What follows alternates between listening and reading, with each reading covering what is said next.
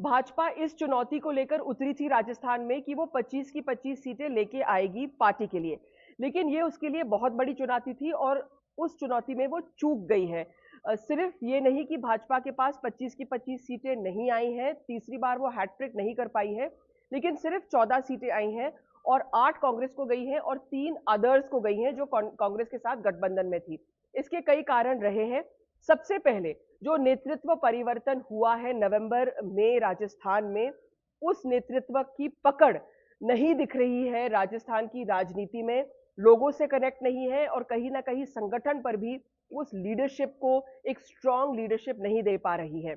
जो वसुंधरा फैक्टर है वो दूसरा इंपॉर्टेंट फैक्टर है। वसुंधरा राजे को दरकिनार किया गया राजस्थान में और उसका खामियाजा बीजेपी ने भुगता है, क्योंकि जब वसुंधरा राजे की मांग आ रही थी कि वो दूसरे लोकसभा क्षेत्रों में आकर वो चुनाव प्रचार करें, तो पार्टी ने उन्हें चुनाव प्रचार का मौका नहीं दिया।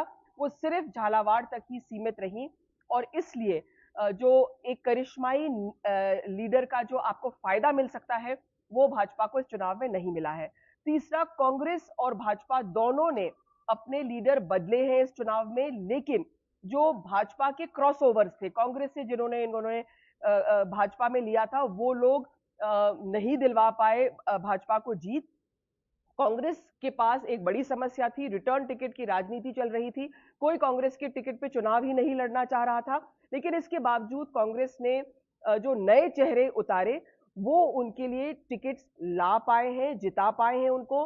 उनका जो राजनीतिक और सामाजिक और कास्ट पर जो जातिगत राजनीति का जो आधार उन्होंने देखा था, तो ये तीनों मापदंडों पे वो सही बैठा है। उनकी जो उन्होंने चुना था जिन लोगों को, वो उसमें फिट बैठे हैं और उनका जो कास्ट गणित रहा है या जातिगत गणित रहा है वो उनके लिए फायदेमंद रहा है। खासकर अगर हम ईस्ट राजस्थान की सीटें देखें तो वहां पर कांग्रेस की स्वीप हुई है। और इसके साथ साथ जो बड़ा सवाल है कि अब यहाँ पर जो भाजपा का नेतृत्व है वो क्या इन लोगों में अपनी पकड़ बना पाई, क्या उन्होंने सही गवर्नेंस दिया, इस सब पर भी लोगों ने वोट किया है। सेंटर के जो मुद्दे रहे हैं, लेकिन साथ ही राजस्थान में ये अलग तरह से मुद्दे रहे हैं जिसके कारण भाजपा को यहाँ पर हार का सामना करना पड़ा। सही है कि 25 सीटों में से 14 भाजपा के पास गई हैं, लेकिन जो ये 11 सीटें हैं इसको हार मान के इस तरह से भाजपा को भी विश्लेषण करना पड़ेगा।